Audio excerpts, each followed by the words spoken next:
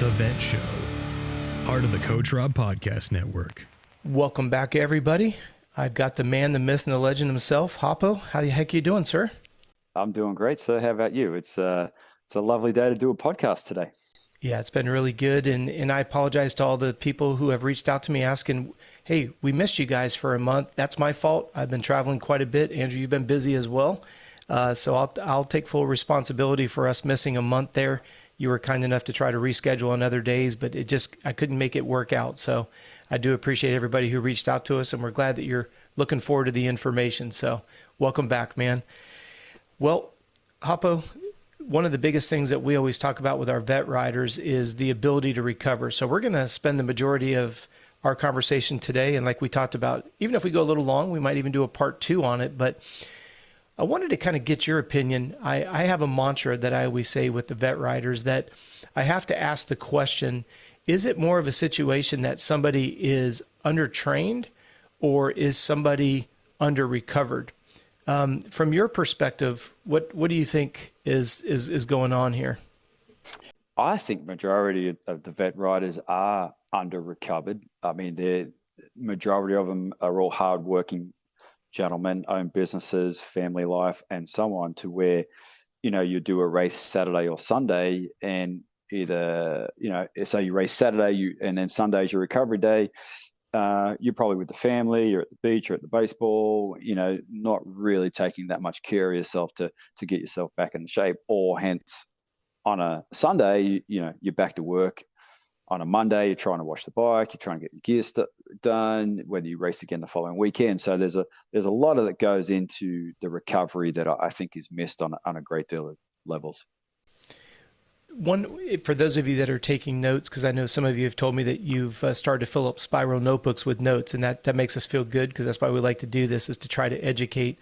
We want to get all these nuggets of knowledge in front of you, and then, of course, have you run your experience through it. But I've been on public record of saying numerous times that I feel that when we look at overtraining, the subject of overtraining is a little bit misunderstood, because people think, when they hear overtraining, they think 35 hours a week of riding your motorcycle or cross training. And I've seen people be overtrained when they do 30 minutes a day. The mantra that we always say and take away with that is the definition of overtraining is simply not absorbing the volume of work that you're currently doing. It could be 30 minutes, it could be 3 hours a day. You and I talked about this off the record. We've got professional triathletes that are doing 25, 30 hours a week, and they're not overtrained. But yet, they sleep 12 hours a day. At night, rather, they take a 2-hour nap. They're eating nonstop, and essentially their whole job is get up, eat, work out, eat, take a nap, eat, work out, eat, go to bed, repeat. And think about our listeners. They don't have that luxury. I think anybody who's listening to this, they're thinking, gosh, that sounds like a pretty good lifestyle, right? You wake up and all you do is you eat, train, eat, sleep, and repeat. Sounds pretty good. That's why we say the definition of overtraining. Would you agree with something like that? Like, what's been your experience with what you've seen people on the subject of overtraining look like? Yeah, I think exactly what you said there. It's the ability to handle the load and recover from it. And I see it in a couple of different ways, where the recovery is almost looked at as though I'm not training, I'm falling behind, but the recovery is the most important part of it. Like, I always look at my sleep. I always aim for 8. I always look at the deep sleep, and I'm constantly on my diet to make sure that I have all the nutrients that I need leading up to that, so I can have a good deep sleep, regardless if it is only half an hour of training, or it is a bicycle race, or it is 4 motos at Glen Helen. You're always constantly looking at those numbers to put those nutrients back in, so you can have the good sleep and recover properly for the next day. Let's run with that thread of thought for a moment, because you bring up a good point. You were talking about the idea most people only get a chance to ride on the weekend, ride and race on the weekend. So we've got all this residual fatigue at work with our families, balancing checkbooks, trying to cross-train during the week. Some people have the luxury of riding 1 or 2 times during the week, but for the most part, we're living for the weekends to be able to get on that dirt bike. The one thing that I always like to, when the subject of recovery comes in, is I always want people to think about it as it's a timeline. It's not an event. And I don't want this to be confusing, Hoppo. What I mean by that is you're so excited to ride on the weekend that you forget to recover during the week. Does that make sense? You get to work, let's say you got 9 hours of sleep, maybe you've got the kids off to school, and you blow off breakfast because you're trying to get to that 9 o'clock first meeting of the day. Then you get through that meeting and then you run into your office and you've got some emails, maybe you jump on a Zoom call. It's 2 o'clock in the afternoon and you're thinking, I haven't eaten dinner. Excuse me, I haven't eaten since dinner the night before at 6 o'clock in the evening. Well, it's now 12 the next day. You're looking at a full 18 hours since your last meal. I always like to say recovery is a timeline. When you get up from sleeping 8 hours, you've got to recover from that. You've got to replenish the depleted sugar. You've got to get rehydrated. You've got to start getting some nutrients in your gut. You come through a meeting, you've got to replenish what your brain just burnt up from your liver. What are your thoughts? Does that comment make sense that it's more of a timeline and not an event? Like recovery isn't just when you get to ride on the weekends. Yeah, for sure. Definitely a timeline. When you look at what you put your body through on the Saturday or the Sunday of the race, when you, like you said, you live to race on the weekend or ride, whichever way you look at it. Yeah. And then you just dump the bike in the garage, the gear bags next to it, and then life takes back over again. You go, oh man, I really want to ride again next week. But then, whether it is a family dinner Sunday night and all that stuff kind of gets pushed aside a little bit. But that's where the massive gains are in the rest and the recovery. And it seems like, again, it just gets pushed aside a little bit to go, hang on, wait on a minute. I really need to hit these few steps before I can take the next step and recover properly. Let's back the train up just a little bit. For those of you that are watching this on YouTube, I've got a slide that I want you to take a look at. And Hoppo, you and I talk about this all the time, right? You mentioned the idea of getting prepared to go to bed. And I love the way that you describe that. A lot of people don't realize if you're looking at this as like dominoes falling forward, to improve your quality of sleep, you have to satisfy hunger and you have to be properly hydrated. That's what we refer to as the hierarchy of needs. The example I always like the listeners to think about is when you have a young child at home that's 3-6 months old, has no vocabulary, and you feed them and you put them in bed, and what do we all pray for? Please sleep through the night. Well, why would that little guy wake up during the middle of the night? Hungry, right? But then when we become adults, we get into our parent-teacher conference where we're like, well, you're orally fixated. You can never stop eating. You're this, you're that, you're that. Isn't it interesting that when the body is hungry, it will wake the human body up? It's hierarchy of needs, pretty simple. But I liked what you said, and if you guys can see the screen here, I'm going to back the screen up just one, Hoppo. Mm-hmm. When we look at these, I refer to this as the 4 pillars of success. And when we look at success, it all depends on what you want to talk about. If you want to be healthy, that's successful. If you want to be happy on a dirt bike, that's successful. If you want to be the best in the class, that's all success. But it's just like a motorcycle. Think about when you kick that Kickstarter or you punch that start button. How many pieces of parts have to move for that thing to not only crank up, but then you pull in the clutch and you push the gear shift down and you let the clutch out. There's a lot of moving parts to make that motorcycle roll forward. And that's why I wanted to come to this first pillar, first and foremost, this preparation. You mentioned the idea of getting ready to go to bed. And we're going to be talking about this idea of recovery. And I think most people have a tendency to kind of look at it backwards. When you see the screen here, Hoppo, when we talk about being properly fed, how many times have you seen not the quality? I don't think most of our listeners are still having a problem eating, French fries and McDonald's and junk food and fried foods. I'm not saying that some of our listeners don't enjoy it, but I don't think that's a staple for them, not if they're taking the time to listen to this podcast. What have you seen in regards to the volume of food that people are eating? Do you see that they're eating enough, or is it usually a little bit on the anemic side? I think it's a little on the anemic side. And I think probably just to touch on what you just said there, I think it is something where they go, hey man, I've raced all day. I had a good race, either all good or bad. And I'm going to have my cheat meal tonight. And it is maybe the In-N-Out or it is the McDonald's or the Taco Bell where, like you said, sometimes it doesn't matter what the calorie is. We just need calories because we don't want to cannibalize. Yeah. But I think that, a lot of those fast foods with the ingredients and the processors and everything else, it's not really that good for you. So it's kind of a catch-22 there. At some point, you need the calories, but hey, okay, it's a cheap meal. I did good. I got the whole shot, whatever. But at the end of the day, we really need the quality food at the end to recover properly that night on the first good deep sleep after exerting yourself all day. And I'll agree with you 100% on that. Whenever we talk about being properly fed, I like to keep it super simple, right? Every time you open your mouth, have a fruit, a vegetable, and a source of lean protein. It doesn't have to be sophisticated. I'm going to throw a couple examples out. Some people may think that they sound absolutely disgusting. I was talking to somebody earlier this week, and he loves cottage cheese. So, you get the 2% cottage cheese. He likes to strain his, not necessary, but he likes to strain his. And then throw some fresh pineapple on there, throw some raw honey on there, throw some chia seeds, any kind of nut that you want. And it's a great source of protein. It's easy to eat. You can eat it out of a cup of Tupperware, whatever. But when we are looking at what kind of quality are we looking at, just keep it simple. A fruit, a vegetable, and some source of lean protein. And you can do that at breakfast. 3 eggs, you can make an omelet. You can do a cup of Greek yogurt. Again, throw some raw honey on there. Throw a mixture of berries on there. You've got a carb, a protein, and a fat. When you're looking at your snacks, I always like to say, particularly for lunch, just reheat what you ate for dinner last night. It makes your life so much easier.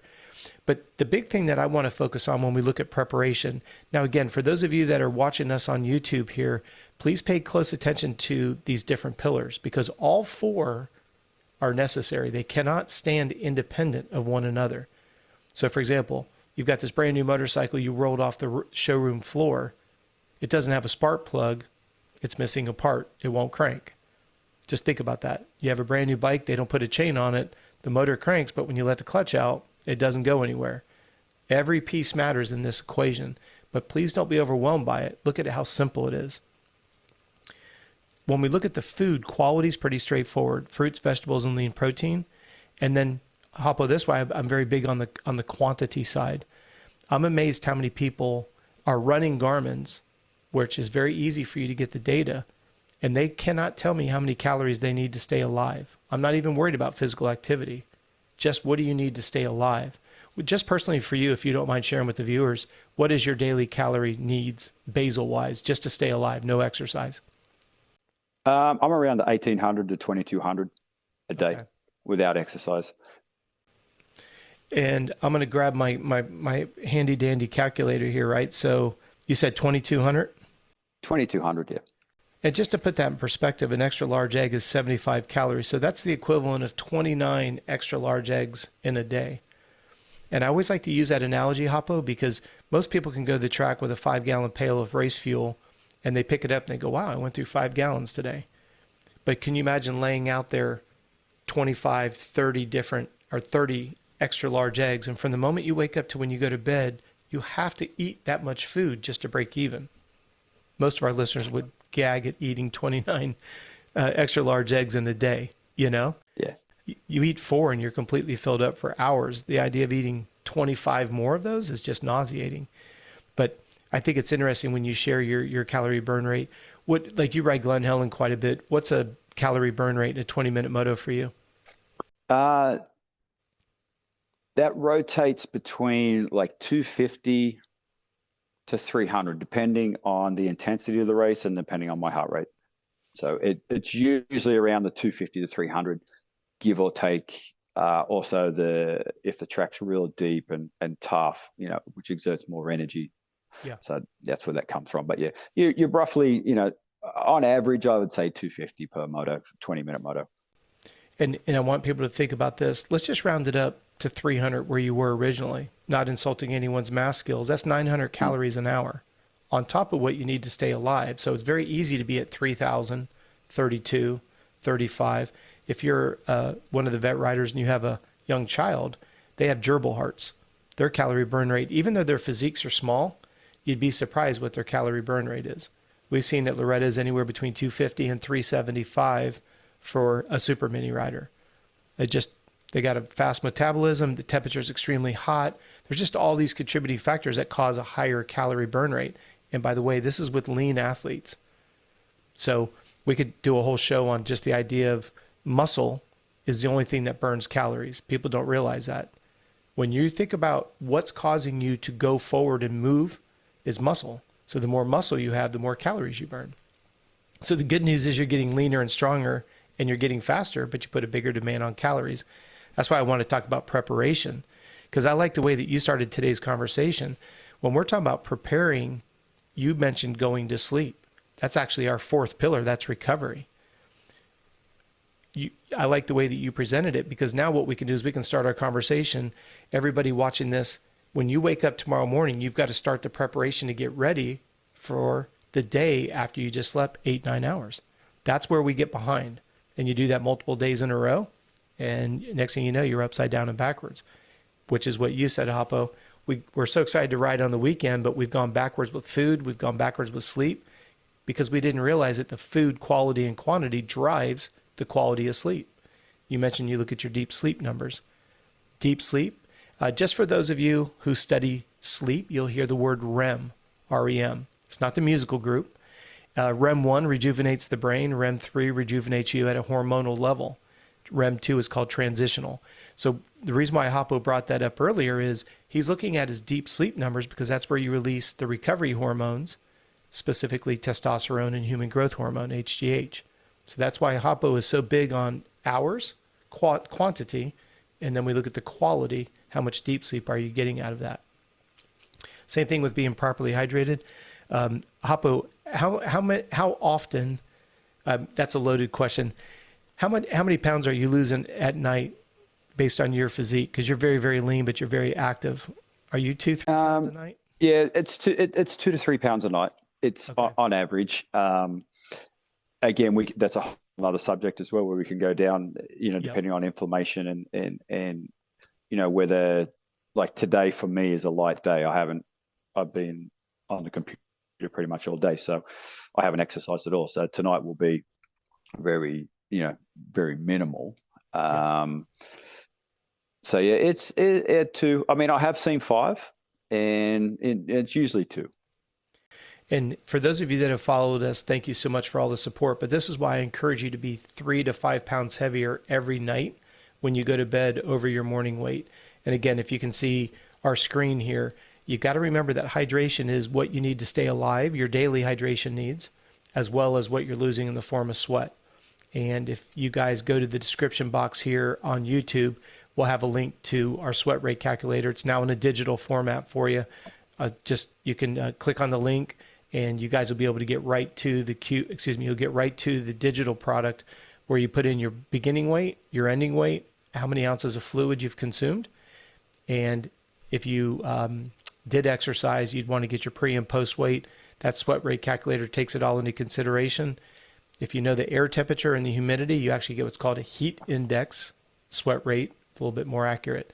We'll be talking more about this because we're going to be continuing to add to resources for you guys to make your life a lot easier and to educate yourself on these various concepts. We want to make sure that you guys have these digital resources. They're going to be parked right on your own phone. You'll be able to download them for free. We're not trying to harvest your email and market to you. We just want to give you these resources so that these knowledge nuggets can be immediately implemented. So we'll make that available for you in the description box below. I probably just want to touch on something there. It's like the sweat rate calculator. And as a user of it, and I will say anyone who's about to use it or is thinking of using it and to learn that sweat rate calculator, and I'll be honest and transparent. I mean, it is a little painful in the beginning, getting out of your gear, weighing yourself on and off, putting socks back on, knee braces and all that sort of stuff. But at the end of the day, once you learn that and you know your specific numbers and you've done it for a while, again, it becomes like everything. You just get to know it's like, all right, I really need to drink X amount of water after the moto or prior to the race or whatever. So you are probably hydrated. Again, it is a little painful, especially if you've got 3 or 4 motos in a day, but it does paint the picture down the line to be able to stay hydrated throughout the moto and not cramp and any of that sort of stuff that comes along with being dehydrated. Well, and I promise you guys, we don't script our calls here, but what you'll see when we get towards the end of our conversation, you're going to see how recovery has to be done on an hourly basis. And that's why knowing what your sweat rate is, you'll see that all four of these pillars, they stand alone, but they also cross-germinate for obvious reasons. So, and we'll illustrate it here in just a moment. When you take what Andrew was just saying, and we talk about the idea of being able to recover, I am amazed how many people, if you guys are looking at the screen right here, this is pillar number 2. Pillar number 1 is being prepared. So we say when you are getting ready to go ride or race, did you show up to today's ride or race fed, rested, and hydrated? Well, now we have to ask the second question. And Andrew, you and I tease about this all the time. This is where we get into the volatile online debates with people who don't know much about physiology, and they want to argue with how to build speed, how to build endurance. For those of you that are looking at the screen right here, you'll notice that they're presented to you guys in a specific order. I'm very big on the idea that strength is of no value to you unless you're flexible. But then again, you could be as flexible as Gumby, and if you're not strong, you're not going to be able to ride a dirt bike for very long. I cannot emphasize that enough. Now, we're not saying we're training you to be Arnold Schwarzenegger and to be a bodybuilder, but let's respect the idea, regardless of what size, you may have a child that's running an 85, that motorcycle weighs a whole lot more than a baseball bat. That motorcycle weighs a whole lot more than that football that they're running around in. Now add velocity, now add obstacles, add deceleration, add acceleration, right? We have to be strong. Now, this is a vet show. We obviously have an amateur show that we do as well. You can argue with your kids. Are they prepubescent? Are their growth plates done? That's why we talk about it in the amateur market. We're not going to, or the amateur show. We're not going to talk about it here. For us vet riders, it's the exact opposite. We don't think that flexibility matters, and then we get hurt. And Hoppo, how many guys have you seen that get injured? They thought they were inflexible or not very flexible to begin with. They get injured. How much worse is their flexibility? It goes out the door, and it takes a long time to get that back. And I've said this before. It's like I'm guilty of not stretching enough and being flexible enough, and it's something that I need to continually remind myself to get on the foam roller and do my hamstrings. I have a tendency to have tight hamstrings, and I think that it's such an important role, and we miss it all the time. Mm-hmm.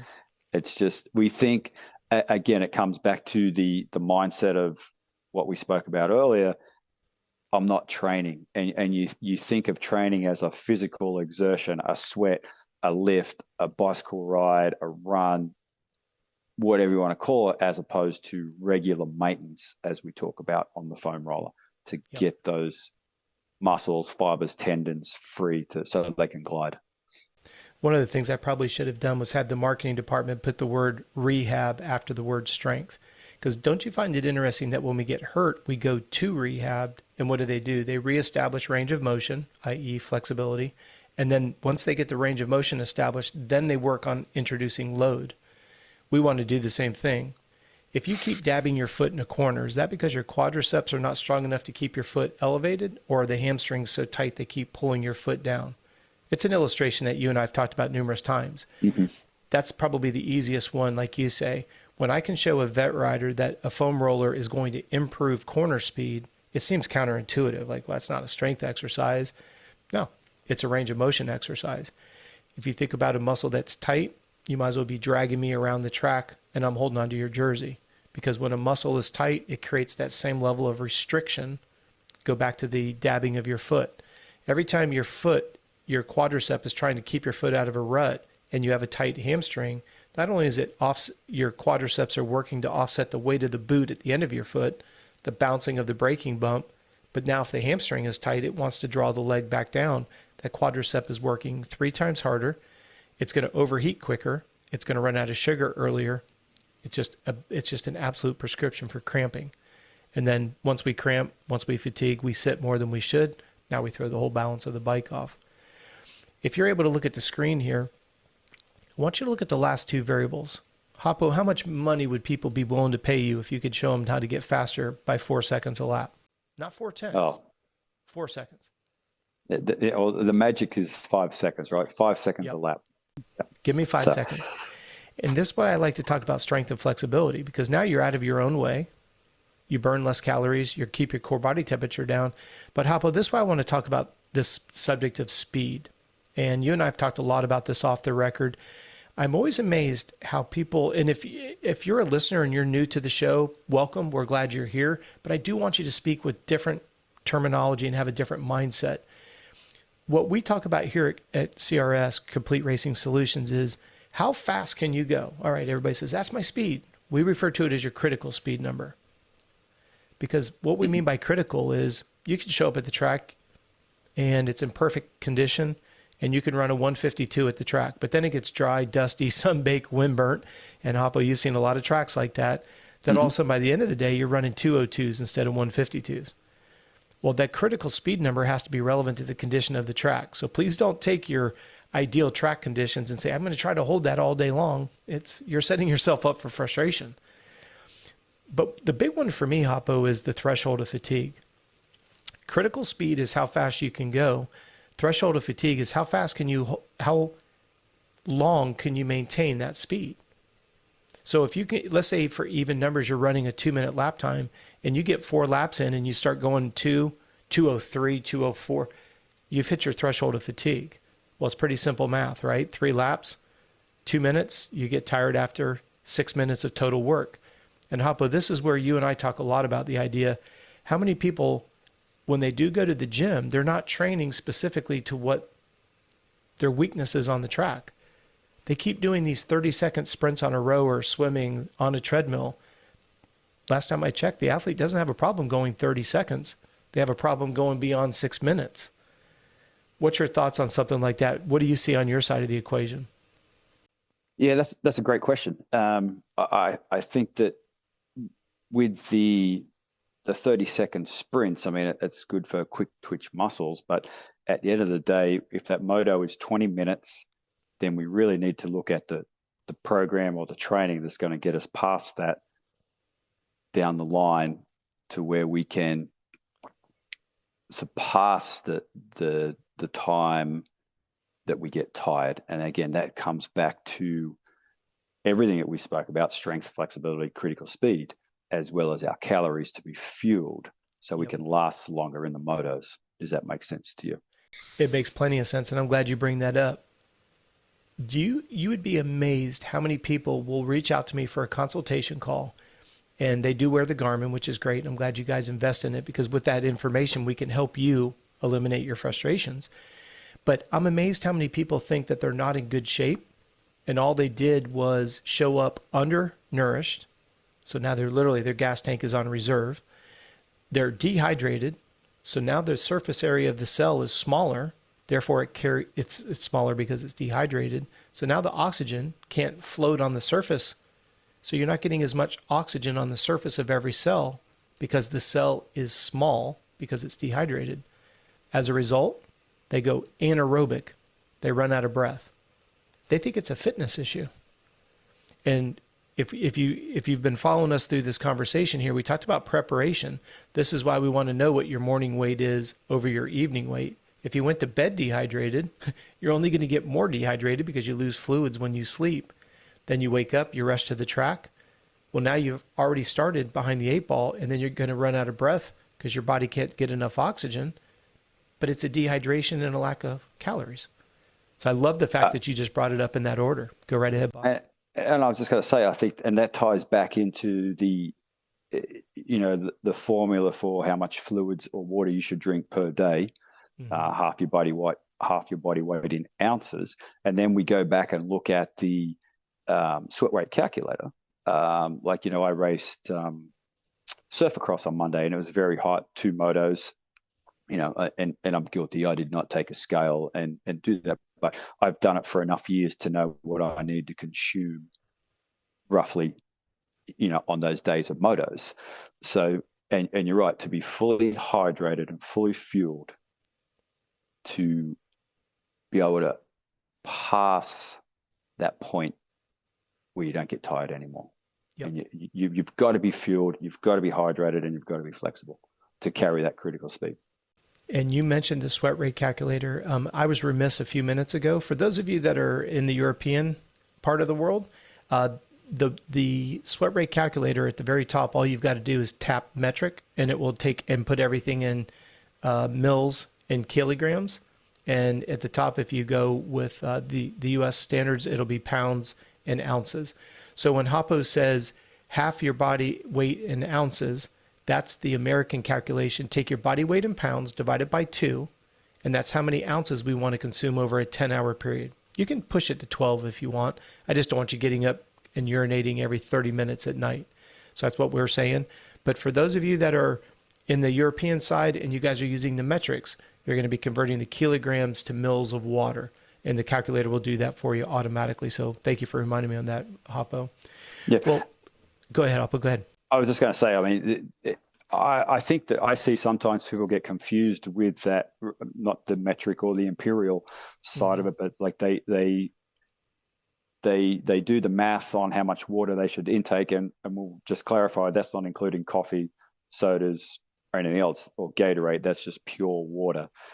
That the sweat rate calculator, the extra fluids that you need to stay hydrated, because there's a percentage of overhydrated and underhydrated, as we know, that they forget those extra ounces, and that's where you end up being dehydrated, because you go, hey, I drank my 80 ounces today, but you forgot the 3 or 4 motos you did that you didn't replenish. And that's why on the screen here, that's why we say your hydration. Well, it's not on the screen now, but before we were saying hydration is what you need to stay alive, your basal metabolic needs, and your sweat rate. That's the part. And also, Hoppo, while we're talking about sweat rate, please remember, if you empty your bladder, that is not sweat rate. That's water loss. So it could be a little bit uncomfortable. If you weigh in at 170 and then you weigh out at 168 and you drank 32 ounces of fluid, the scale is going to show you lost 2 pounds, but you got to remember that you drank 2 pounds of water, 32 ounces, 16 ounces to a pound. So your net loss is 4, not 2. Well, if you urinate, that's not, you just invalidated your sweat test, because obviously it captured in your kidneys. When you step on the scale at 170 and you step on the scale at 168, any fluids that you took in are still in your body unless you lost them through respiration or through sweat. Very, very important. Now, some people will roll their eyes and go, gosh, you guys are splitting hairs. No, this is what causes people to get frustrated, because people fail to give you the small details that have a significant impact on the numbers you're calculating. Because remember, everybody wants to be leaner, stronger, and faster.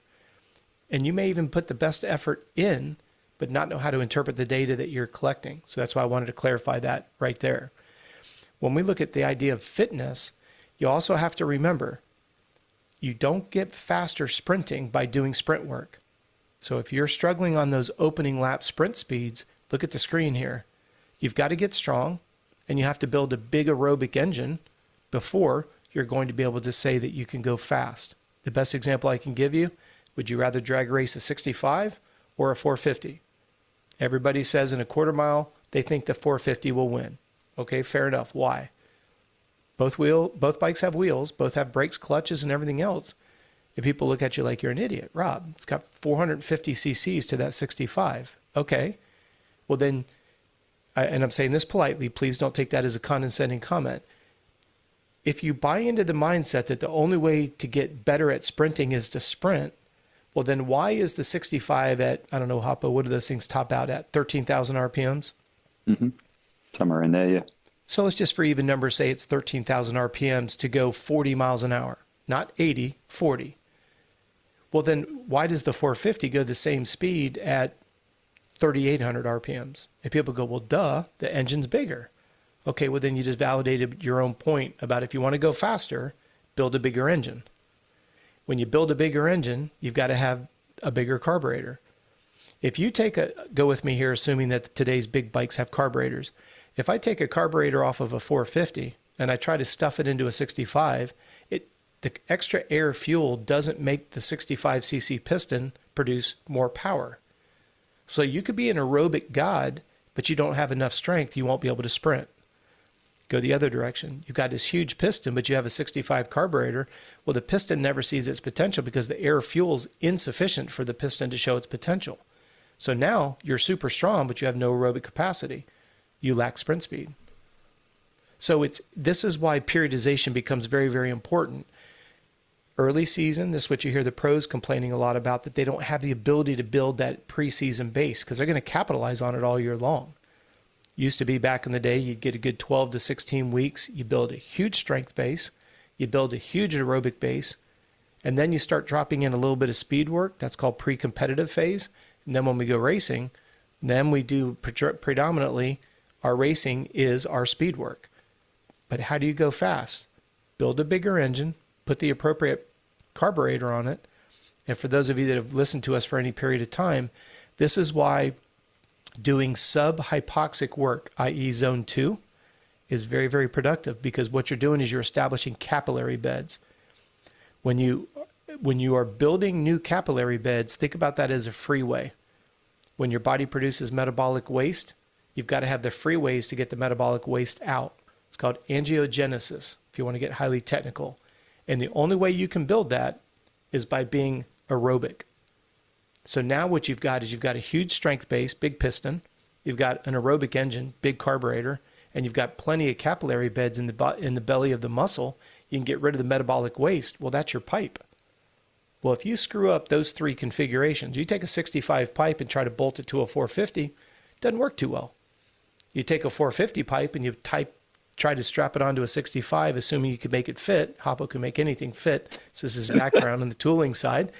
It isn't going to work. The sound waves are going to bounce back and the bike's not going to all three have to work together. And that's why I appreciate everybody who's listening. How do we make sure that we're recovered? Well, when we're going racing, we go riding, you've got to be fit specific to a motorcycle. You've got to be prepared. That's why we go, if you guys are looking at the screen, go with me here, come here. We've talked about showing up being fed, rested, and hydrated. We're talking about having the appropriate strength and flexibility, but everybody wants to go faster and nobody wants to get tired. Well, that's where it comes back to, you've got to know what your critical speed number is, and you've got to know how long you can maintain it before you get tired, so now you can train with better focus. Hey, how long and what should I focus on? Well, you got tired after 3 laps. Your threshold of fatigue is around 6 minutes. It doesn't make you a loser. It makes you focused. That's what we don't want. Hoppo said it earlier. If you can't go 25 to 30 minutes, you won't be able to race Loretta's fast for 20. It's called the overload principle. Every one of our athletes went to Loretta's knowing they could race 30 minutes with no problem. 20 felt like a vacation. And if you can hold a critical speed number for 35 minutes, you can go a little bit faster for 20. It's just the inverse relationship between volume and intensity. But there's a strategy. Yeah. But look at the screen. You can't have a strategy unless you're fit. That's why I want to show this screen right here. Everybody wants to, we're going to get into recovery here. The problem is these elements before it are amiss. You're training incorrectly. You're not eating and sleeping enough. Well, guess what? By the time we get to recovery, it's a moot point. That's why I wanted to present it in this way this afternoon. Okay? Now, Hoppo, this is what takes me to this third one, which I always enjoy. The third pillar, for those of you who are listening on podcasts and not able to see it, the third pillar here is execution. Pillar number 1 is preparation. Pillar number 2 is being properly fit. And again, we're speaking specific to the two-wheeled world. You don't train for motocross and supercross and off-road the way you train for tennis, the way you train for a marathon, the way you train for a triathlon, the way you train for a mountain bike race. The physiology is similar. The energy systems are the same.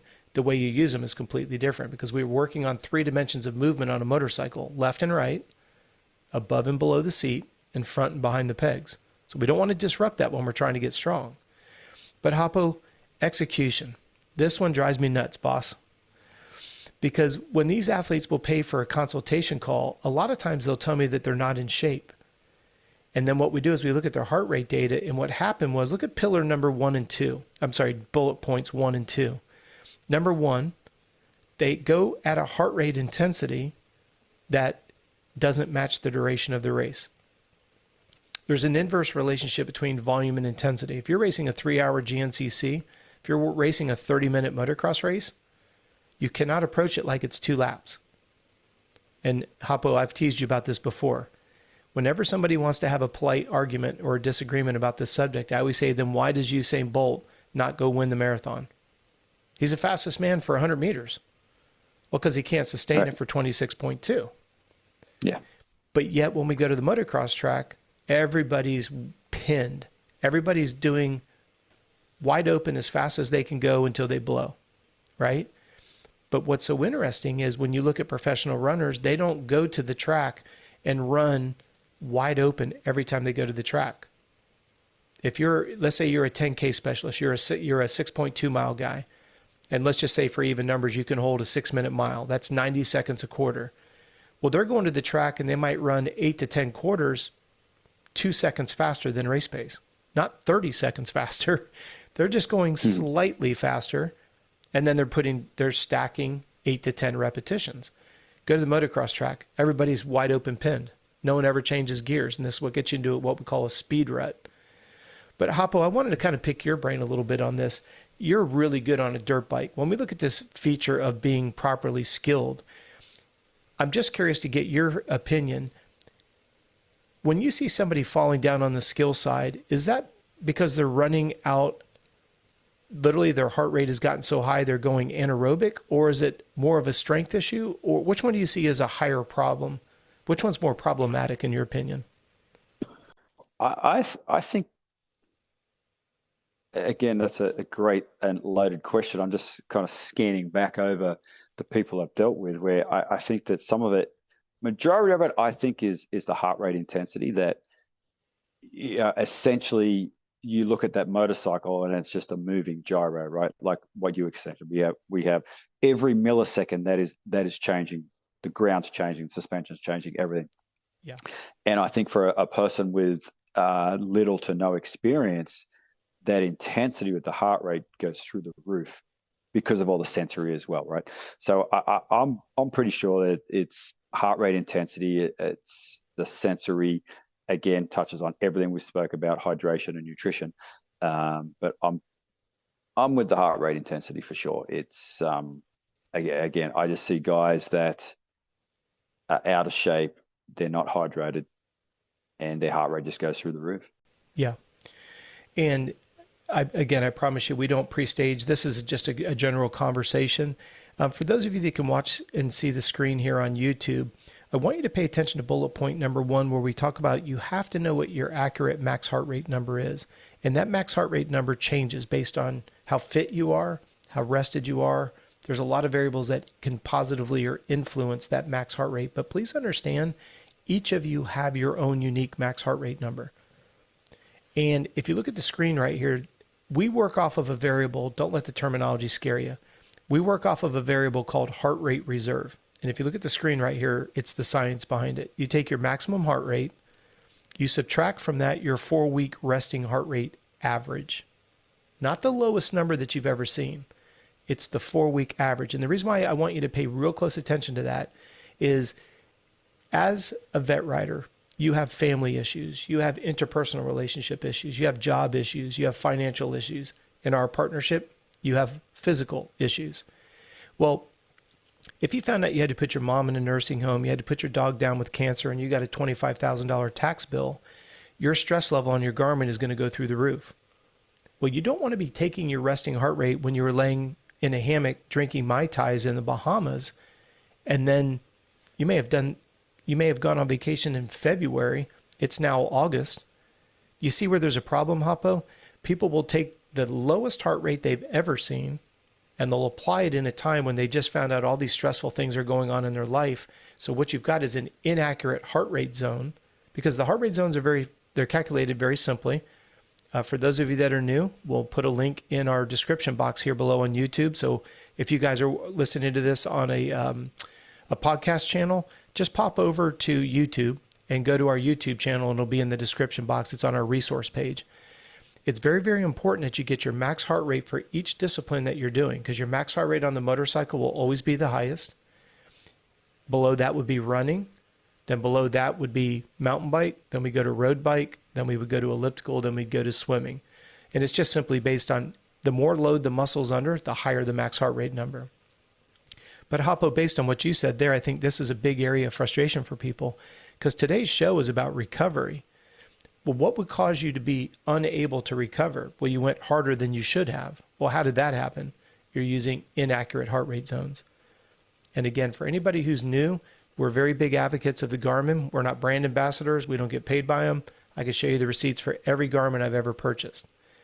But that heart rate spreadsheet that you guys can find in the resource page here in the description below, all you've got to do is plug in your maximum heart rate. So when you guys went and did a race this weekend, Lord knows you're not going to push yourself as hard by yourself as you will in a race setting. You go in and you pull the legitimate max heart rate, take your 4-week resting heart rate average, which Garmin gives you, plug it in, and scientifically what that's called is the heart rate reserve, and we do your heart rate zones off of that. Hoppo, what's your thoughts when you're talking with your clients, when we get to the second bullet point right here? You've done a great job. You've got your athlete with accurate heart rate zones. The fitter they get, the numbers are going to come down. That's another misnomer that people have. They think the fitter I get, shouldn't the number go higher? We can get into something called the familiarity principle. Like if you kind of know how to get comfortable being uncomfortable, some people would argue you could probably push yourself a little bit harder, but that's very, very small percentage.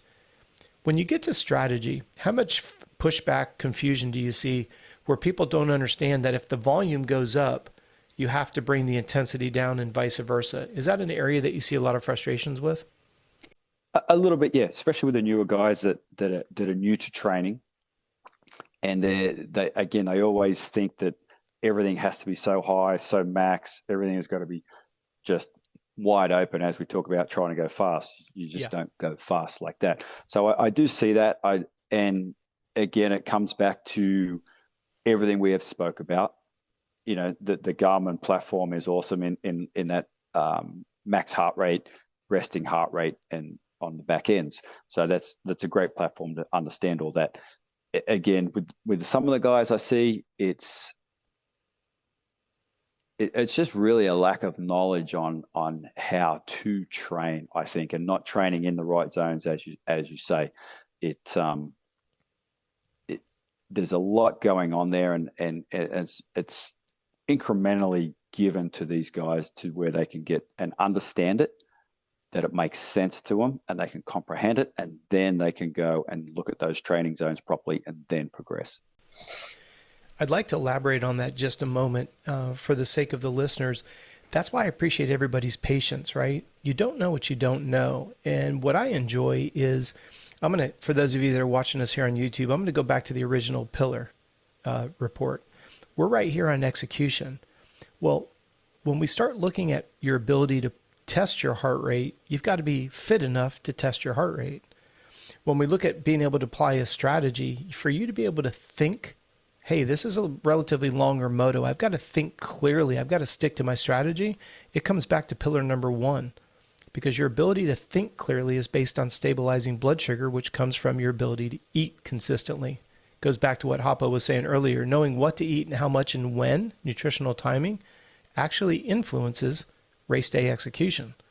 Do you notice how it started back here, not the morning of the race? This started the day before, the week before, the month before. When we look at your consistency in training, are you training to push and pull a dirt bike in 3 dimensions of movement, or are you training like a bodybuilder? Then when we get over here to the execution side, this is where I think it's very, very important, understanding the strategy.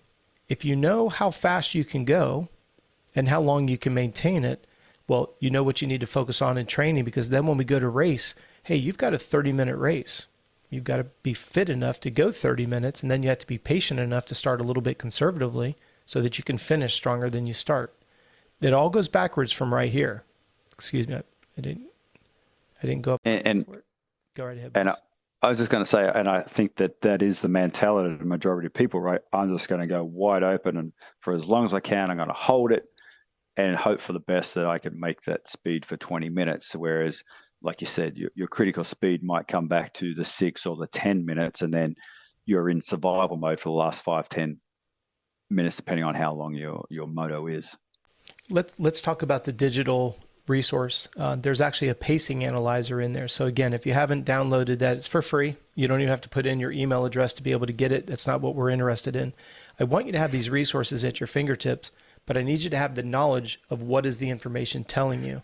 When you put in, let's say that you do 10 laps and you put it in the pacing analyzer, it automatically throws out the fastest and the slowest, and then it averages what's left. So if you did 5, it's going to throw out fastest and slowest and average 3. You get the idea here. If you put in 6, fastest and slowest and average is the other 4. But the idea is, what do you do with that information? Well, if you look at the app very, very closely, it will show you the difference in time to what you just said, Hoppo. Okay, you start out at a critical speed of 2 minutes, but then because the 2 minutes was too fast, you start to get tired after 5 laps. Well, the problem is you're trying to go 10 laps. So maybe you would have been better off starting at a 2:03, a little slower, but you're able to hold 2:03 for the full 10 laps and instead of starting at 2 minutes, and you grenaded and you would slow down to 2:10s and 2:12s. It's literally, if I can get you to think about running a road race, there's a start line and a finish line. How you get from point A to point B, nobody asks you any questions. Did you go out super fast and then just hit cruise? Did you go at an even pace from start to finish? Or did you negative split it? Every mile you got progressively faster. Nobody asks you your strategy. They just go, how'd you do? And in the running world, they say, what was your time? Oh, you ran a 17-minute 5K. Congratulations. Did you negative split it? Did you even tempo it? This is where I want you guys to have more of a strategy and more insight. The way you train is going to dictate the way that we race. So your strategy for the race, particularly for those of you that enjoy riding off-road, if you're racing at a venue where everybody drops into the woods and it gets single track and dusty, well, you know that you're going to want to be the first one into the woods. So the characteristics of the race course dictates your strategy, and your strategy has to be trained. And this is going to be very important because, and before we move past execution, Hoppo, I want everybody to please pay attention down here where I talk about thinking. This catches people off guard. I want everybody who's listening to this, please do not think of a pink cow with black spots. Don't think about a pink cow with black spots. So that shows you how powerful the brain is. As soon as it heard the word don't, it does exactly the opposite, right? So this is why if you do have little ones, the one thing that you don't want to be say to them is don't blow your start. Don't go down in the first turn. Don't. The brain, until it manifests it. That's why your athlete, when they hit the ground, the fear of hitting the ground is now over, and now they ride to their ability. I know it sounds subtle, but it's very, very powerful. What I'm talking about here on not thinking is learning to turn your left brain off. I want you to think about when you were first learning, or as we say, Hoppo, if somebody who's listening to this has a young child and they're learning how to use a clutch and a gear shifter, how difficult is it for them to know when that grab point is in the clutch? And are they giving too much gas in their loop out Larry, or do they keep stalling it and they break out in tears because they get so angry they just can't figure it out? That's all left brain. Think about how slow your child is trying to let that clutch out, or we're learning something for the first time, how to transition from a G to a D to an A on the guitar. You can see it, but getting your fingers to do it is all left brain. When you get it to where you're not even thinking about it, that is 100% right brain creative. So if you want to be fitter, if you want to be faster and you've been working on your fitness, please take this with a grain of salt. Stop overthinking. That's all left brain. And this is where you think about military. They don't hit the ground and we look at each other, Hoppo, and go, so which way do you want to go? Right? They hit the ground. They've already got a plan. It's autopilot. That's all right brain. It's been rehearsed infinite amount of times. It's the same thing, whether it's first responders, whether it's military, they rehearse every possible scenario. So you don't think, you immediately react. That's all right brain. So when you're putting yourself to sleep at night, just visualize, how would you go around the track? How would you go around that course? It seems really benign, but while you're doing it, you're turning off the left brain and you're turning on the right brain. Just practice. Makes sense. Yeah. Yeah. Makes sense. When you get on the motorcycle, you want to not literally think the wrong way. If you overthink, you will, and this gets into neuroscience, your reaction time is going to be negatively impacted. So when I bug you about, hey, dude, you're not shifting your motorcycle, you're like bouncing off the rev limiter, you're on a 2-stroke, and you can clearly tell it stopped pulling. Why are you not shifting the bike? You got to be in the moment. That's why I'm so big on stabilized blood sugar. Are you shifting that bike? You should be in tune with when that bike's shifting. Keep it in that sweet spot. You're a motor guy, Hoppo. This probably drives you nuts. Yeah, I think that I have an analogy that I've said lately is like the faster we go on a motorcycle, the slower our brain thinks. Yep. and I'm true to that. So, Yep. Well, in the endurance world, if we want to see somebody swim better, have them go as fast as they can for 25 meters, 25 yards. You want to see somebody clean up their running technique, have them run downhill, not dangerously downhill, just a 1-2% grade, and have them do it barefoot. Have them run up the hill, and you'll see perfect body mechanics. If you want to see somebody improve their pedal mechanics on a bicycle, have them pedal to where their bottom starts to bounce on the seat. You'll learn to pedal in circles really, really quick, because otherwise you pedal in squares. You get lazy. right. We push from top dead center to bottom and bottom to top. But if you go and if you're not a spinner and you start getting someone 85, 90, 100, and their bum starts bouncing and you're filming, that chain is never lagging. It's constantly got tension all the way around. You're pedaling in circles. So to your point exactly, the faster you go, the less you think, because you're focusing on going fast. True. Now, for those of you that are watching us here on YouTube, we're on the recovery pillar. And I'm going to go back just for illustration purposes. We've already walked, and we needed to go through this in this order, because when we get to recovery, it's a moot point if these other three are not in place. But this is what I find interesting, Hoppo. If you guys can see this on the screen, I want you to think about this in 4 different areas. You have literally hour to hour. You've got one moto, and I know some people will joke, yeah, I go to my racetrack and I race every 4 hours. I understand it's frustrating. I get it. But go with me here as if you've got a moto every 30 minutes or an hour. At the end of the day, if we have a multi-day, you're racing Glen Helen and we're there Saturday and Sunday, we've got to be able to recover moto to moto throughout the day. And then we have to be able to recover from day to day. If you have a week-long event, Mammoth, Loretta's, Mini-O's, obviously GNCCs, it'd be more on like an ISDE or something like that. But I want you to think about this idea of recovery. And if we look at it on an hourly basis, we look at it on a daily, week to week, and then a training block. With all of our athletes, our training blocks are anywhere between 6 and 8 weeks. I want you to look now at this illustration and think about what influences, let's just start with the moto hour by hour. What influences this number, the depletion, all of this? Because if the race is short, you can go faster. If the race is longer, you have to bring the intensity down, but you're doing it for a longer period of time. And that's where we come back to what was your calorie burn rate for that session. Hoppo, if this is not making sense or you don't think the listeners are getting it, by all means, jump in on here, okay? Okay. The challenge that we run into is when somebody asks me, Rob, I started the day with a bang and I ended with a fizzle. That's missing it hour by hour. And my very first question is going to be, and Hoppo, I'm glad that you said what you did. Well, what's your sweat rate? Oh, I don't want to take my gear off, right? Well, I can't tell you if it's a hydration issue. How many calories did you burn? I don't know. I didn't wear my watch. Okay, well, we can't put together a nutrition program. Your frustration is you're not recovering throughout the day.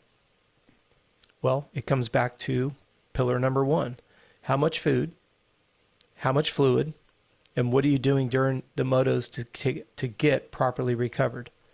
We presented it from the standpoint of you went to bed after a long day. I liked what you said, Hoppo. You prepared yourself with foods that satisfy hunger, protein and fat, and now you're able to sleep well. Well, now you wake up in the morning, you've checked the box that you're properly rested, but we know that you've lost water weight because you're down 3 to 5 pounds. And we know that you haven't eaten in 9 hours, so we know you're hungry. So that's your responsibility to restart the day. You go to work, you go to take care of your children, take care of your partner, and then you get to go ride or cross train. Well, are we training with the right purpose? Well, the purpose has got to be dictated off of what is your biggest weakness on race day. If you're racing a 3-hour GNCC, you've got to be able to go 2+ hours. If you're a pro, you've got to be able to go 3. Well, are you training for the race or are you just training for the sake of training? Are you training to push and pull a 200-pound dirt bike around, or are you training like a bodybuilder? Then when we go racing, do you know at what heart rate? Remember, we test to make sure that this zone is accurate. Now when we go to execute the race, you have to adjust your intensity based on the duration. All that information has to be factored in here on recovery.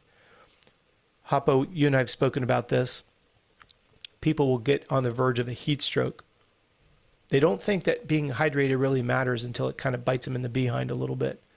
and they're at Correct. that maybe around noon time. They've been at the track since 7 in the morning. All of a sudden, they're just having a hard time. They're overheating. They got cotton mouth. Arms have stopped sweating. All of a sudden now recovery becomes not recovery, but becomes survival. You see the paradigm shift in all that? Hmm. That's why I always like to say the difference between prehab and rehab. Strength training is prehab to make you resilient to injury, to make going fast easier.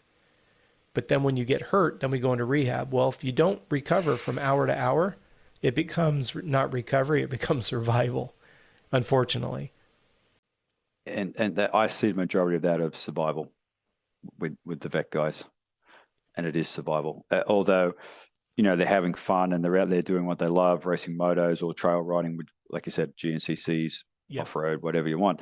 But it does 8 times out of 10 turns into a survival mode at the end of the day from all these other pillars not being taken care of properly. And when we look at these 4 pillars, that's why I said at the beginning of today's conversation, they stand alone because they're so independently important, but they can't work without the others. Some people can argue that you can live without fitness, but I'm not arguing with you. I just want you to change your perspective a little bit. Regardless of how fat you are, I hear this all the time. Rob, you don't understand. I'm not fit. I'm fat. I understand, but you still walk. And that walking takes a certain amount of bone density, a certain amount of muscular strength for you to be able to walk. For you to be able to maintain core body temperature, you are hydrated at some level, because otherwise we end up dying of a heat stroke. But when you look at this idea of being properly fed and hydrated, this is where we go back to hierarchy of needs. We want to go enjoy riding a dirt bike, whether it's riding and or racing. The problem is if the body is not getting what it needs, it will adapt until it cannot. And usually that's when we, as you said, Hoppo, that's when we go into survival mode. And then we're not really enjoying it very much. And when you look at this subject of recovery, the reason why I wanted to present it like this, the title of today's webinar is how do we make sure that we are properly recovered? And now I hope you guys are understanding that the recovery becomes the last piece of the puzzle. All of these have to be in place, because if you simply execute the wrong strategy, you could think that you're not fit. Hoppo, we just saw this at Loretta's at the time of this recording. You come around that you come across that tunnel jump, and you know you've got 9 more laps. Well, if you look down at your handlebar and you're looking at your watch me mount and you're seeing that you're already 5 beats away from your maximum, I'm not trying to be Debbie Downer and negative, but you are going to go backwards because you still have 9 more laps and you're 5 beats away from your maximum. You simply started out too hard.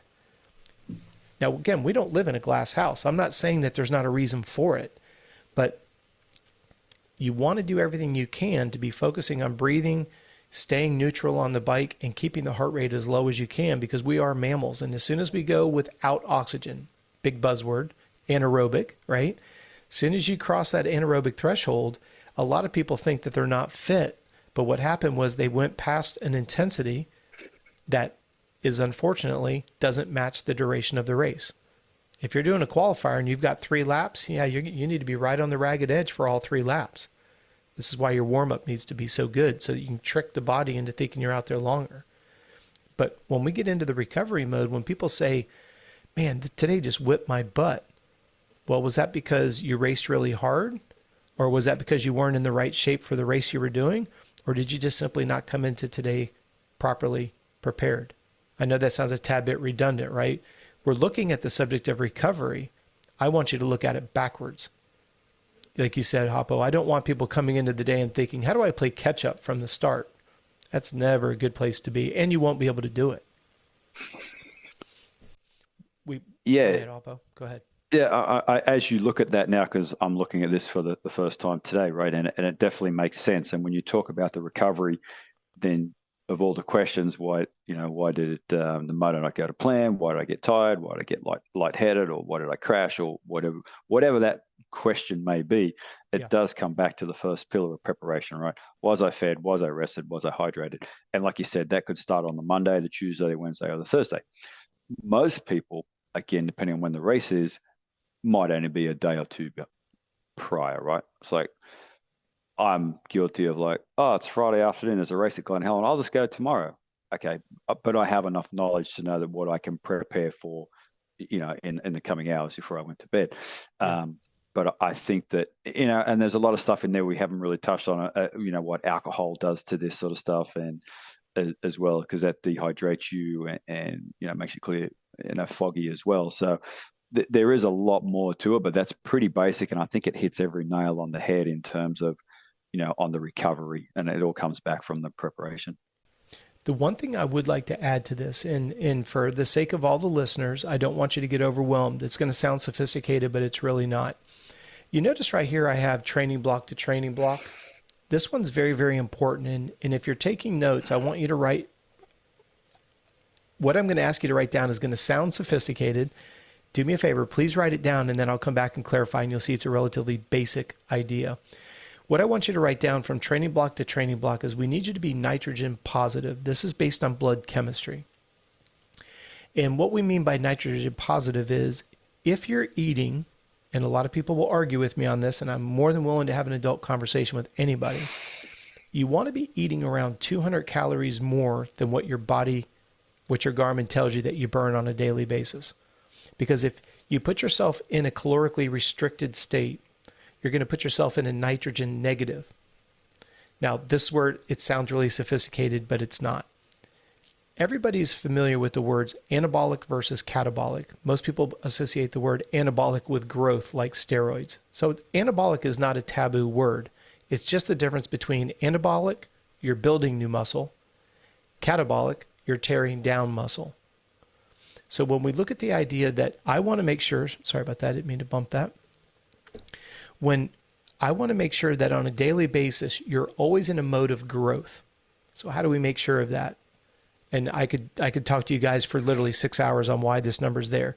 But trust me, if you eat 200 calories more than what your Garmin is showing, you will be nitrogen positive and your body will always be in a mode of growth and you'll always be preserving lean muscle mass.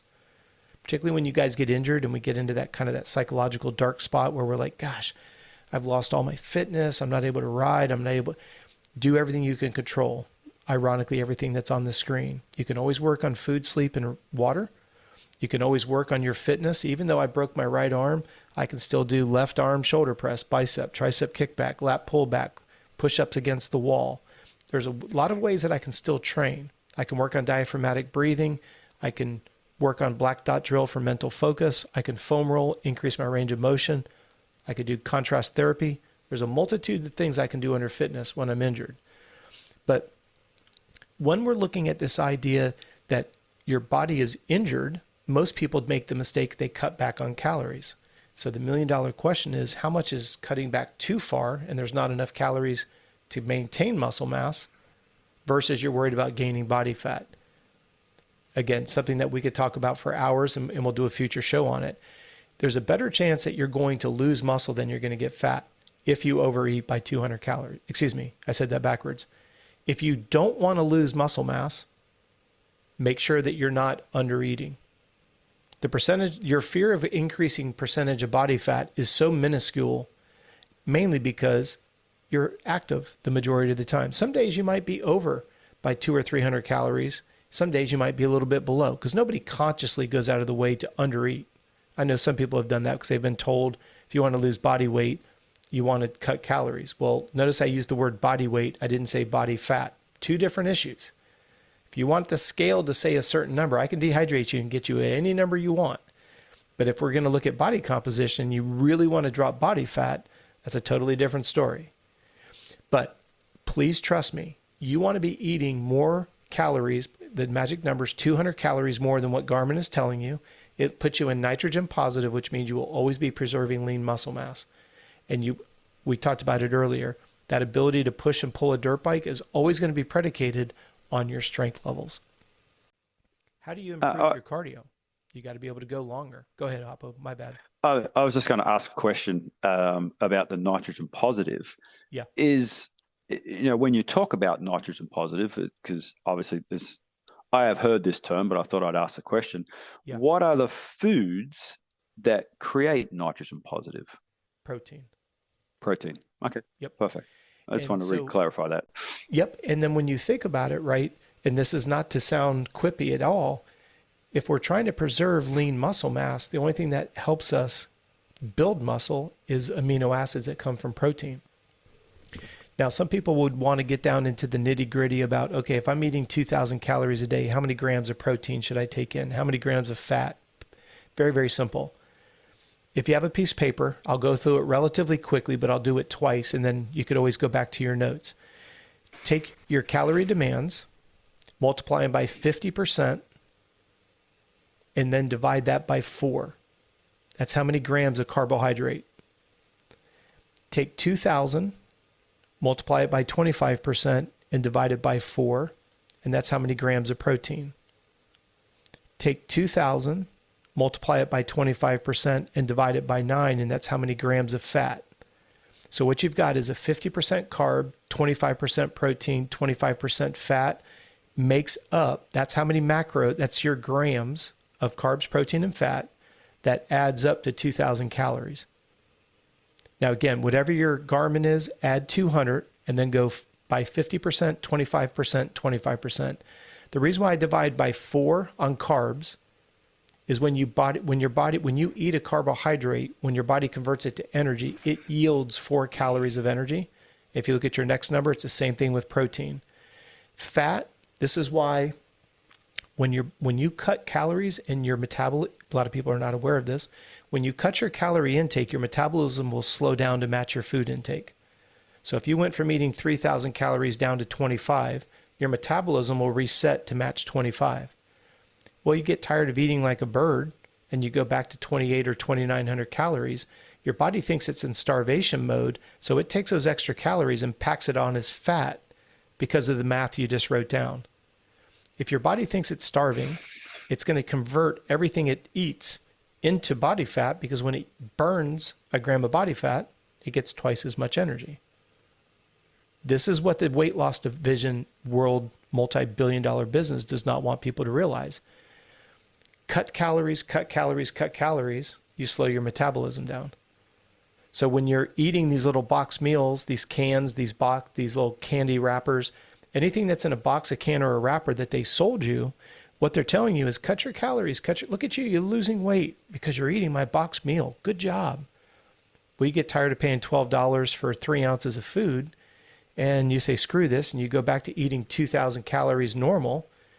Then you put on the body weight because again, the weight loss industry has duped you into eat less calories. You slow your metabolism down.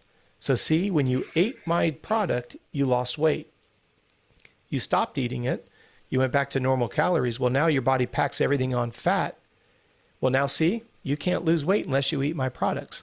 So they get inside your psyche that the only time that you were down a little bit was when you ate that product. So then and this is just a game that they play. Now, here's the sad part. And there's 2 things I want to make sure I get across here. This is why the weight loss industry is a multi-billion-dollar business, because you started at 200, you went down to 190, you went off of it, you went to 210. Shoot. So you start going on it, you go down to 200. Forget this is horrible. 220. 220 down to 210, this is horrible. 230. And the body will always put on more weight every time you come off of a diet. And if you want to look this up, this is a fact. Every single person that's won The Biggest Loser, every single one of them has put on more weight after the show than what they lost during the show, because the way that they get the weight off is not sustainable. It's literally, if you guys watch The Biggest Loser, it is before your eyes why it's designed to fail. People can yell at you, call you names, put you on a treadmill, run you like a dog, starve you to death, tell you that you're doing great, and your body is like, wah, wah, wah. The last thing I want you to write down, if you're taking notes today, is I want you to look up REDS. It's an acronym for Relative Energy Deficiency in Sport. REDS, the acronym, R-E-D, S as in Sam. And the gist of that report, it's a report that came out of the UK, and it was a clinical study. It's got some, I don't think the words will intimidate you guys. Just kind of read it with an open mind. And you're going to notice they use a lot of acronyms. And one that they use is called LEAs, Low Energy Availability. And it's pretty straightforward. You're trying to burn 3,000 calories riding and training and living and doing a business and all the stuff that you do, but you're only taking in 2,000. And it's simple math. There's not enough food coming in for the body to keep up with the energy demands. And it goes through and it talks about the health ramifications. And then it parallels it because it's a clinical study for sports research. And it shows you the athletic ramifications. So I want everybody, when we're on this subject of recovery, it's very, very important that you do it correctly. But if you're looking at the screen, that's why this first pillar is so incredibly important. If I come back to this one right here, Hoppo, this is why I'm so big on when we look at food, quality and quantity. Mm-hmm. Your ability to recover is going to be dictated by, did you satisfy hunger with protein and fat? That's why those percentages are important. If you fed the body correctly, like an infant, if you satisfy hunger, you're going to sleep better. And when you sleep better, and I'm using that word redundantly on purpose, when we get the quality of rest, now we get the recovery hormones, HGH and testosterone, and those are the ones that make us naturally leaner. So the goal here is this has to be done in reverse order. Because what we did was we started at the track after a moto. Then we're talking about a full day at the track. Then maybe 2 days of riding. Or like you said earlier, maybe it's at the end of the week and you've been looking at how much are you fed, rested, and hydrated. And then we could factor in things like stress, and we could factor in all these other variables. Because you have to remember stress, and this is a very important one. A lot of people don't realize that when you're underfed, that's perceived as stress. When you're dehydrated, that's perceived as stress. It's no different than you having a brand new motorcycle, maybe even a modded motorcycle, and just don't put any radiator fluid in. How well is that bike going to run? Because it's spec'd for that radiator. Or what if we want to save some weight? And I say to you, I've got a brilliant idea. Let's just run half the motor oil. We'll save weight. That oil stuff is heavy. You're like, you're an idiot, dude. What do you mean? You're going to run half of the spec'd motor oil. Yeah, but it saves weight, doesn't it? That's what cutting calories does. Sure, your body can survive because we are designed. We don't run out of gas like a motor does. So the body will adapt until it cannot. And that's part of the problem, not part. It is the epicenter of why all these weight loss programs are a bunch of scams. Because they'll take one sliver. I'll give you a perfect example.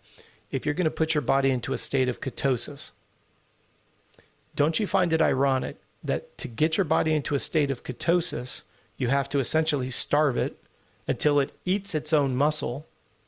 This is where we get ketones from. When the muscles get broken down, ketones are released because your brain can only survive and thrive on sugar. So think about how silly it is. You're going to the gym to build muscle, only to starve the body to tear the same muscle down so it can convert it to sugar to feed the brain. That doesn't make any sense to me. That's very counterintuitive. Very counterintuitive, but it's sizzling. It's sexy. There's misery. If I can make you be suffering, if I can make you have to overthink everything, if I can get you to count 11 almonds, if I can ask you to take this test and make sure that you're in a state of ketosis.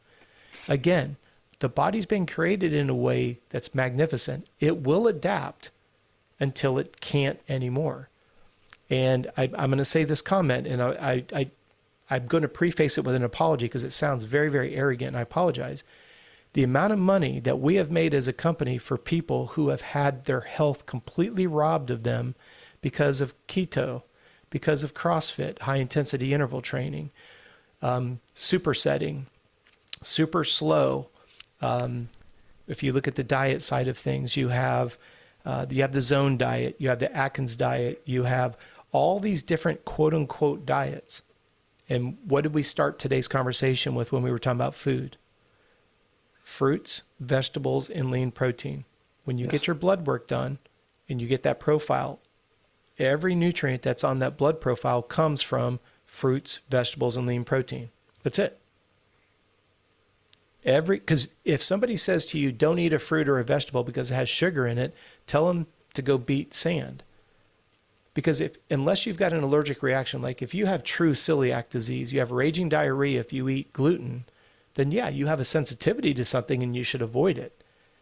But, and I've talked about this publicly quite a bit, we have a professional triathlete. He can eat yogurt, no problem whatsoever. But if he has ice cream, he has raging diarrhea. He went to a registered dietitian, no disrespect to registered dietitians, and they said, well, you're lactose intolerant. Well, that's bullshit. Because lactose is in both yogurt and ice cream. He can eat yogurt, no adverse reaction. So what I want you to realize is he's not lactose intolerant, he's ice cream sensitive. Two different issues. And the reason why I'm so adamant about it is because when someone says don't eat a particular food because it has sugar in it, ask yourself, what's the nutrient value? We've already talked about it, Hoppo, how many calories you guys are burning on a daily basis, right? Mm-hmm. So if you're burning 3,000 calories, does your body really care if it has natural sugar in it, like an apple, a banana? No. Now you got to learn to combine your foods. Like if you're going to eat a banana that's got a lot of sugar in it, have a spoonful of almond butter, which you've got the protein and the fat, which brings down the insulin spike from the banana. But it's still all real food. Right. Well, that makes sense. Well, here's the crazy part, Hoppo, is it makes so much sense that people think that there's a trick. It's too simple. Right. And particularly in the business world, I can't sell sizzle around the idea, I don't want you to be miserable. Hey, there's a novel idea. Hey, I don't want you to have headaches. Hey, that's a novel idea. Hey, I want you to be like a little baby that's so, you've satisfied hunger. You're physically satisfied with your partner. The room's dark and cold. You slide into bed and you just doze off like an infant. Well, that sounds too good to be true. Okay. Well, the way that you do that is don't starve yourself. Make sure that you're not dehydrated. Satisfy hunger. When you work out, don't smash yourself. There's times that we do push the envelope a little bit, but not every single time you work out is it got to be guts to the wall. It's what we call oxidative stress. When you bring your heart rate up, it's no different than when you roll your throttle, right? As you roll your throttle, you're not surprised that more exhaust is coming out the pipe as the carburetor, if we still had carbs on our bikes. As you roll that slide up, it's just producing more combustion, more waste. Well, as you bring your heart rate up, your body produces what's called free radicals. It's oxidative stress. It's a byproduct of high intensity training. It's what gives you the dark circles under your eyes. It's what makes your hair brittle. It's what makes your skin dry out.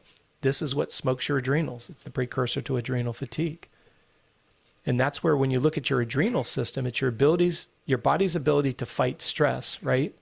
Now think about everything we've spoken about. If you're not sleeping, you're stressing the adrenals. If you're not eating, you're stressing the adrenals. Oh, wait, let's go work out and go balls to the wall. Stress the adrenals again. Oh, let's do it 5 days in a row. Smoke the adrenals. You see where the adrenal system can't keep up? That's where we get the word adrenal fatigue. Insufficient calorie intake with too much stress, whether it's physical, professional, personal, financial.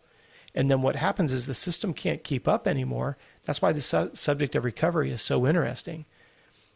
It's I always call it the integer line.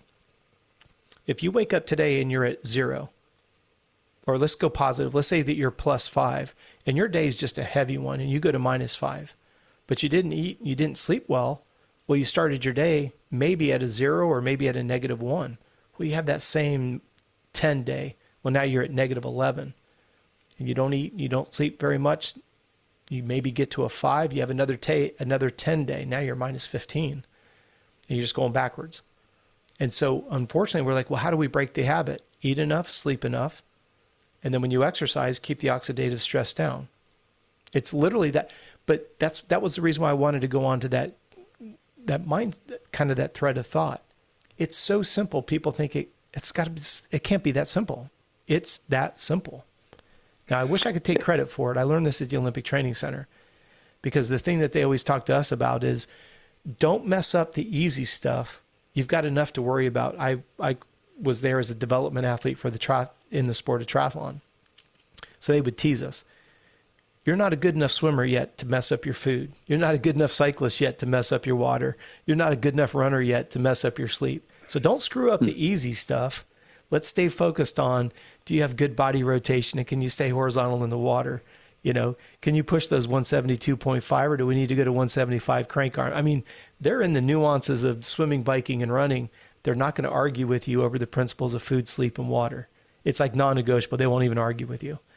Like if we didn't eat enough, at the Olympic Training Center, we were not allowed to train the next day. If we didn't sleep enough, we weren't allowed. And these were back before we had Garmin's. We had to sleep with EKG type machines on. And we literally had to manually count our calories. But they weren't going to, it wasn't out of a threat.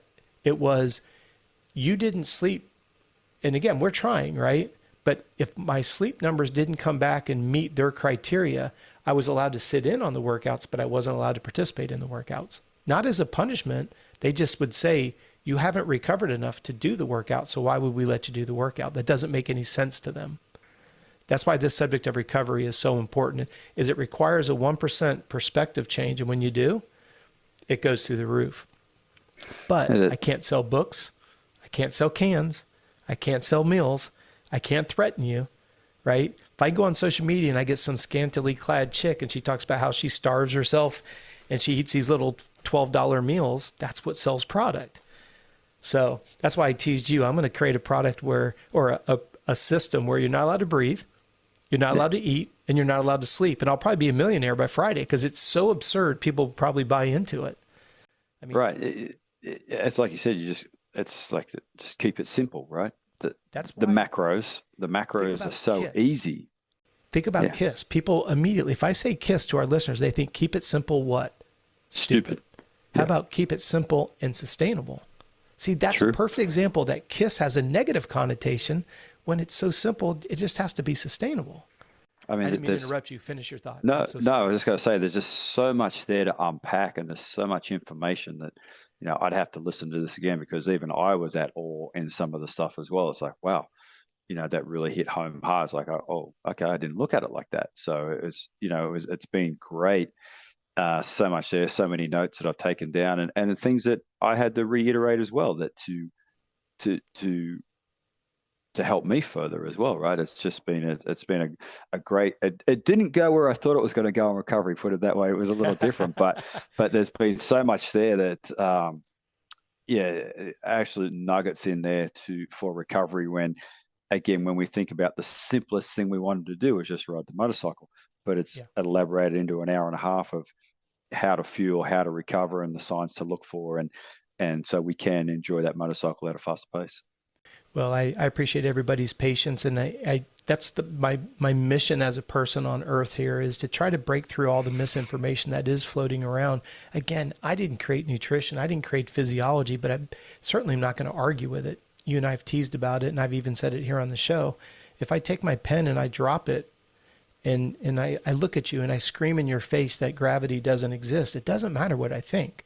You just saw the evidence of it.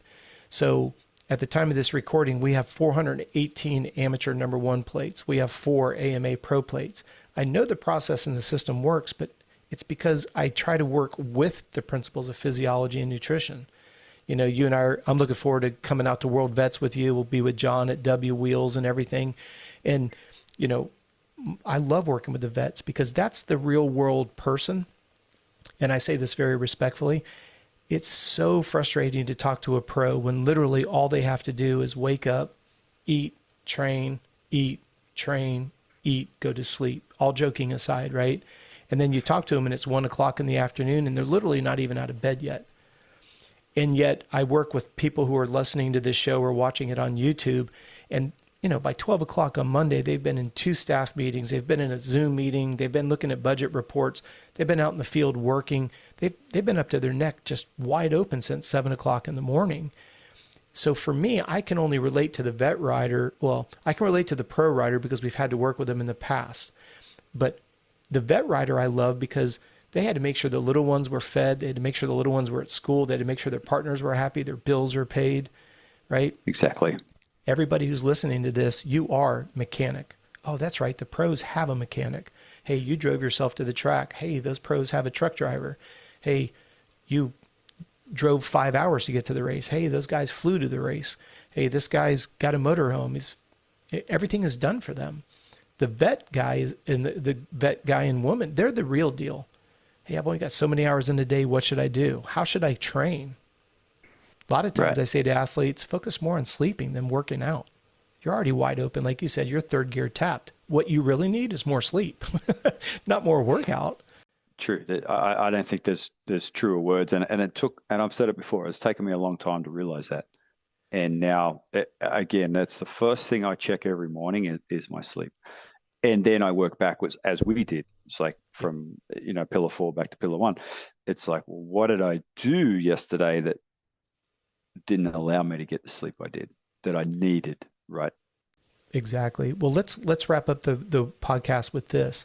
Please look in the rearview mirror before you look in the windshield. Before you look through that windshield, look in the rearview mirror, because when Hoppo says he wakes up in the morning and he looks at his recovery metrics, it goes back to what we opened today's conversation with.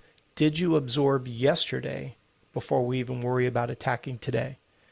Because if the heart, we'll have to go to a negative to get the positive understood. If you woke up and your heart rate was elevated, is that because you didn't eat enough? Did you not get enough water? Because if you didn't, we know that negatively impacted your sleep. You might be able to stop the research right there. Your heart rate's up because you didn't eat enough yesterday. No problem. Let's fix it today. All right, let's go about your day. Right. But what if all those check boxes were checked? Okay, well, then we have to look at your exercise. Did you work out too hard? Did you work out too long, or did you cut the rest interval too short? If we can answer that, either the research stops or you did all that correctly, then we got to look at your ability to recover from it, that's why I say the definition of overtraining is not absorbing the work that you did. It doesn't mean that you did too much work. That's why we started by asking that question, or I challenged you on it in your experience, because you work with a lot of vet riders. You're a very successful coach. Is it people are overtrained, or are they under recovered? And I don't want that to sound like I'm trying to create a cliche or a kind of a funny here, because nobody that's willing to give us an hour and a half of their time listening to a podcast is afraid to eat correctly and do the work. They just want to know what to eat, how much and when, and how to train correctly. That's why we have a membership area, right? But at the end of the day, when they're doing everything correctly, the ability to recover from it is factoring in those other 3 variables called life, personal, professional, and financial. Because our relationship is only on volume, intensity, and work-rest intervals. That's it. Yeah. But it's that balance. The balance is key. So, and it starts to sleep. Yes, absolutely. So, brother, I really appreciate it. It's good to see you back again. You too. I want to thank all the listeners and subscribers, whether you're here on a podcast network like a Spotify or a Buzzsprout, or whether you're here with us on YouTube here on the Coach Robb Podcast Network. We greatly appreciate it. We are back. We will be on a regular cadence moving forward. Hoppo, I just want to say thank you so much, brother. Thank you. I appreciate it. Thank you guys for listening, and I appreciate you all. Thank you. Peace.